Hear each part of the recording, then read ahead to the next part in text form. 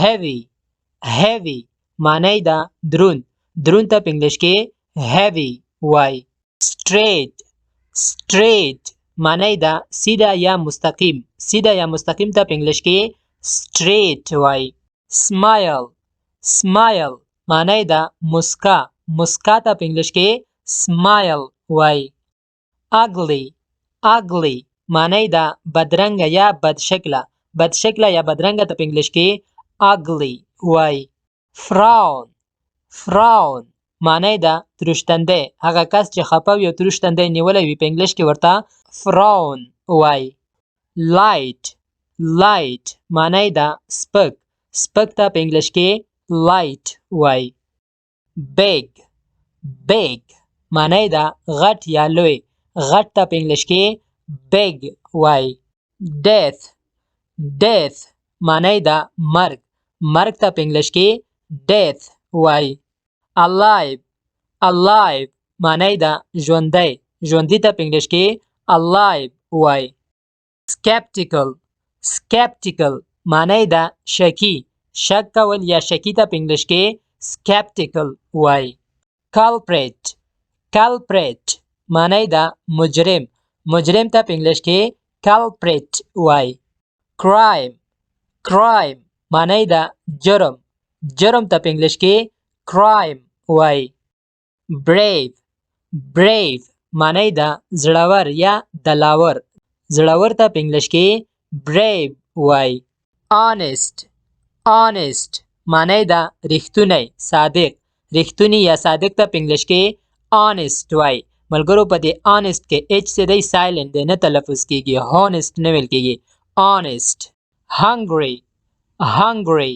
معنی دا وږی وږی ته په انګلیش کې hungry وای thirsty thirsty معنی دا تږی تږی ته په انګلیش کې thirsty وای tired tired معنی دا ستړی یا ستومانه ستړی ته په انګلیش کې tired وای narrow narrow معنی دا تنگ د مثال په ډول کوم وایو چې تنګه کوڅه نو په انګلیش کې به وایو narrow street تنګه کوڅه نو د narrow معنی دا تنگ wide wide معنی دا پراخه یا آزاده پراخه ته په انګلیش کې wide وای shopkeeper shopkeeper معنی دا دکاندار دکاندار ته په انګلیش کې shopkeeper وای parents parents معنی دا مور پلار یا والدین والدین ته په انګلیش کې parents وای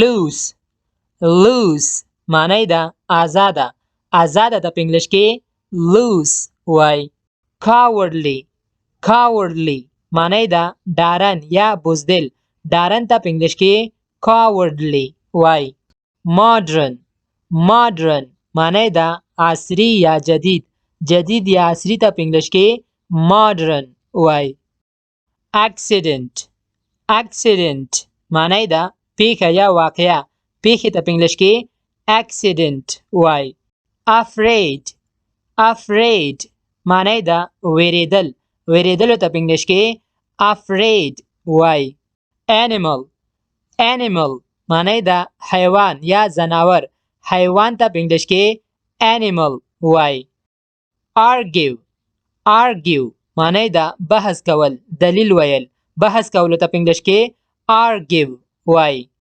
artist artist معنی دا هنرمند هنرمند یا فنکار ته په انګلیش کې artist وای arrive arrive معنی دا را رسیدل را رسیدلو ته په انګلیش کې arrive وای attack attack معنی دا برید یا حمله برید یا حمله ته په انګلیش کې attack وای attention attention معنی دا پاملرنه یا توجه پاملرنه ته په انګلیش کې attention وای atom atom معنی دا منی یا خزان منی ته په انګلیش کې atom وای spring معنی دا پسرلی پسرلی ته په انګلیش کې spring وای banana banana معنی دا کیله کیلې ته په انګلیش کې banana وای guava guava معنی دا امرود امرود ته په انګلیش کې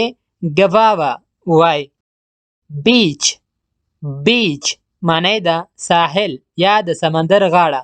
ساحل ته په انګلیش کې بیچ وای. بیوټیفل بیوټیفل معنی دا ښایسته. ښایسته ته په انګلیش کې بیوټیفل وای. بیهایند بیهایند معنی دا شاته. شاته ته په انګلیش کې بیهایند وای. بیلت بیلت معنی دا کمربند. کمربند ته په انګلیش کې بیلت وای. بایسیکل بایسیکل معنی دا بایسکل. بایسکل ته په انګلیش کې بایسیکل وای. برثډے برثډے معنی دا د پیدایش یا د زوکړې ورځ.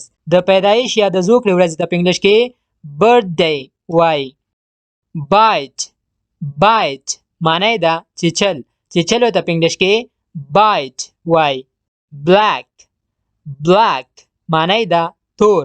تور ته په انګلیش کې بلیک وای. بوټ بوټ معنی دا کښتۍ. کښتۍ ته په انګلیش کې بوټ وای. بارو بارو معنی دا قرض اخیستل. قرض اخیستلو ته په انګلیش کې بارو وای. کارپټ کارپټ معنی دا قالینه یا غالۍ. قالینې ته په انګلیش کې کارپټ وای. کینډل کینډل معنی دا شمع. شمع ته په انګلیش کې کینډل وای. کیری کیری معنی دا وړل یا انتقالول. وړلو ته په انګلیش کې کیری وای.